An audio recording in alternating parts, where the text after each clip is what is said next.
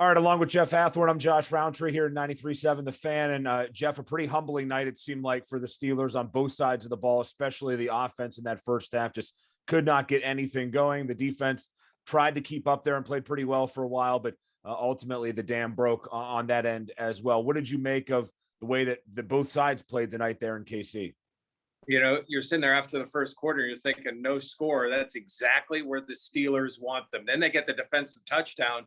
You're thinking, oh, maybe this is the recipe for them to get it going. But ultimately, I think they got burned by their offense. The offense just couldn't get anything going in that first half. And beyond that, they were just horrible in that first half.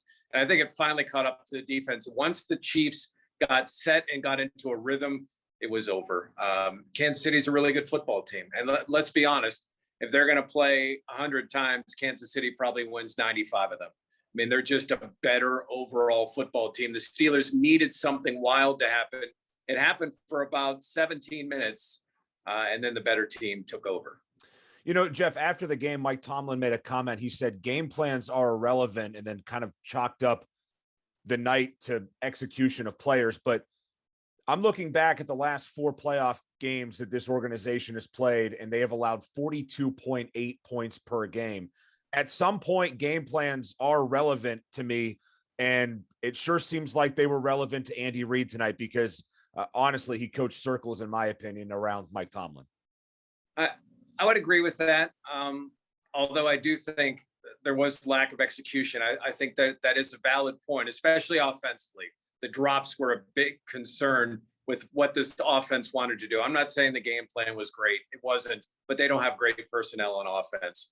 Defensively, I do think they got worn down, and I don't think they're consistently good at stopping the run. And that opens up so many other things, especially against a good offense. Listen, this Kansas City team will score 40 on most defenses. I mean, that's just what they are. I think they need to shore up that defensive line, and we'll see what happens with Stephon Tuitt and Tyson Alualu going forward. And they need better middle linebacker play. I think that's where it starts. That's where their inconsistencies begin. I mean, they've got a couple of great players on that team. I would throw Menke in with TJ and Cam, and then Joe Hayden's got a decision to make. But yeah, they've got a ways to go. And I think what's so disappointing defensively is because the expectations were so high for that defense to be what it was in 2019, and it never lived up. Yeah, absolutely. And it seemed like afterwards as well, somewhat of a mini retirement press conference for Ben Roethlisberger. You were there in the room. What were the emotions like? And what were the reactions from Ben? And then what were the reactions from his teammates as well? Just talking about what it's been like to play with him. And now obviously there's a pretty significant leadership void there in that locker room, especially on the offensive side for a guy that's been a captain for a long time, suddenly going to retire here. Well, let's start off. First off, there is no question. He is retiring. He is done. This was his last game. And why he didn't use those words, the way he presented everything, he's done. You could see the tears welled up a couple of times in his eyes. But he says he's excited for the next chapter. He even mentioned the snow back home in Pittsburgh and that how he was excited tomorrow to get out with his kids and be a dad and start that next part of his life. And Mike Tomlin kind of welled up and said he doesn't have the words. And that was right at the end of the news conference. And he kind of walked off on that regard. And, Cam Hayward welled up a little bit. Juju said how special he was, and that's why he came back. And he loved playing with the guys. So there were a ton of emotions. And obviously, everybody wants the Jerome Bettis ending. But that's what makes it so rare because it just hardly ever happens. Yeah, it's so true. One thing along those lines, obviously now a lot of the talk is going in the next few months and up until the NFL draft and maybe even farther is going to be who's going to be the quarterback for this team next year. And listening to Cam Hayward after the game, he talked about the scouting department, didn't mention Mason Rudolph.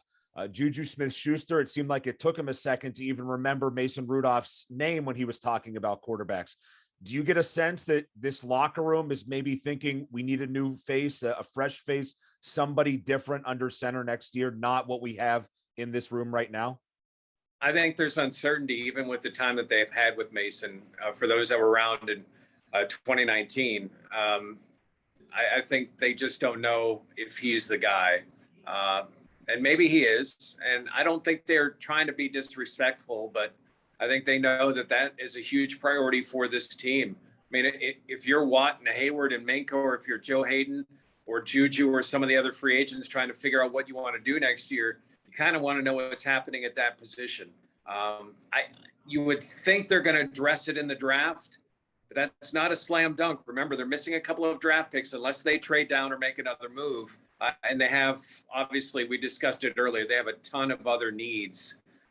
So it will be interesting to see what they do. This could be a gap year. It could be what many had wished that 2021 would be, is a year to see what Mason has. This could be a gap year at quarterback, and they might wait until what appears to be a really rich 2023 quarterback draft. Yeah, absolutely. Jeff, one last thing, coaching changes. There's a lot of people, of course, on Twitter tonight that are saying so-and-so needs to go. This person needs replaced. Keith Butler, Matt Canada. Do you anticipate any coaching changes? I'm not so sure that they're going to make any changes to the coaching staff, and they might fall back on the fact that, hey, we made the playoffs this year. Why would we change anything? But the proof is in the pudding. This coaching staff has not been getting it done as well. Mentioned earlier, 4 playoff games in a row, they've given up a ton of points. It just seems like something has to change in a semi-major way. Steelers are very hard on us and keeping that information close to the vest, which is understandable. You're dealing with people's lives. But I do expect some changes. I just don't think there are too many holes in this year. That obviously personnel is the biggest issue, but I do think you will see some new coaches, not under pressure. I don't think Tomlin is under pressure. But I think it's always good to bring in new blood. Obviously, you're going to see at least an offensive line coach, unless they promote Chris Morgan, which maybe they would. But if they're going to bring in somebody new to be right under him, if they do make that move, I do think they will make some changes. One other thing I wanted to mention, and you can look back to some of the tweets out there. Kudos to Steeler Nation. I mean, they knew that they had a very slim chance to win. It was amazing how many fans, and go back and look at some of the tweets. There were thousands of fans, and the towels are really going.